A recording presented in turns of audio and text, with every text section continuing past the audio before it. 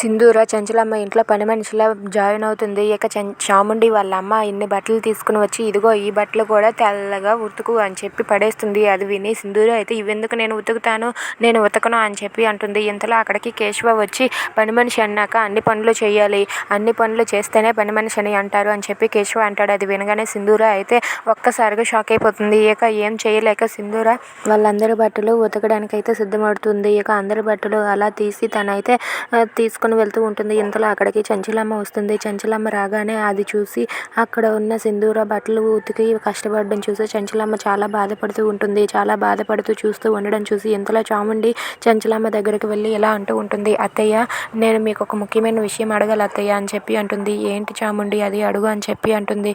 అత్తయ్య, మీరు ఒక విషయం అడుగుతాను చెప్పండి. అదేంటంటే ఈ ఇంటికి మీ తర్వాత వారసురాలు ఎవరు అత్తయ్య, ఎవరో మీరు నిర్ణయించి చెప్తే నేనైతే ఒక నిర్ణయం తీసుకుంటాను అని చెప్పి అంటుంది. అది వినగానే చంచలమ్మ ఒక్కసారిగా షాక్ అయిపోతుంది.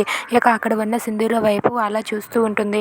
ఇక చంచలమ్మ అలా నిలబడి ఉండడం చూసి చాముండి అయితే చెప్పండి అత్తయ్య, మీ తర్వాత ఈ ఇంటి వారసురాలు ఎవరో మీరు ఇప్పుడే చెప్పాల్సిందే అని చెప్పి అంటుంది. దాంతో చంచలమ్మ షాక్ అయ్యి ఏం చెప్పాలో తెలియక మౌనంగా ఉండిపోతుంది. ఇక సింధూర అయితే అత్తమ్మ ఇప్పుడు ఏం చెప్తుందా అని చెప్పి అలా చూస్తూ ఉంటుంది. ఇక అక్కడ ఉన్న చంచలమ్మ అయితే తన తర్వాత వారసురాలు సింధూర అని ప్రకటించుదాం అనుకున్న సరికి సింధూర అలాగే తన భర్త చేసిన తప్పులన్నీ కూడా గుర్తుకు వచ్చి చంచలమ్మ అయితే ఏం చెప్పలేక మౌనంగా ఉండిపోతుంది. If you like this video please like, share and subscribe.